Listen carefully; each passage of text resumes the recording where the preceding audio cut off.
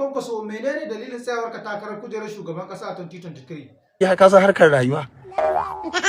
Mr. Atiku na ji kai ma an ci har yanzu kana kan bakar ka ta tsayawar takarar kujerar shugaban kasa 2023. Kwarai da gaske.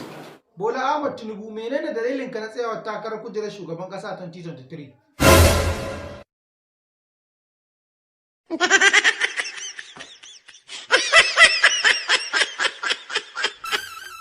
Okay, bari Mr. President zai wakilce ka. Mr. President menene dalilin da yasa APC ta daga Bola Ahmed Tinubu a matsayin na takarar shugaban kasa? Ai ka No. Dr. Rabi Kwankwaso menene dalilin da yasa Buhari da Bola Tinubu suka kasa bayyana dalilansu? Su kansu matsala ce kuma sun shiga rubabbun jama'iyya.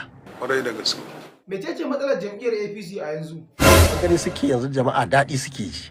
Kai, Kwarai da gaske. To ai an yi wani abu. me kenan? Muna ci da kanmu. Wannan na yarda. To wani dalili ɗan Najeriya zai je shi sai yana jin yunwa? Abin takaici ne. Aha, to alhamdulillah. Dr. Rabi Kwankwaso wani gargadi za ka wa talakawan Najeriya a game da zaɓe mai zuwa?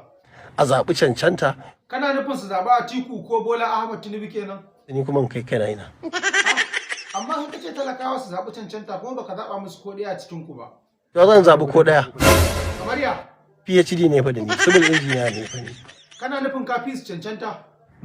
A campaign ɗinsu ba suke cewa za su ci gaba da abin da ake. Za ma su ƙara. To, Amma ai har sai da shinkafa ake ko? a'a Mr. President. Bari in ida tukuna.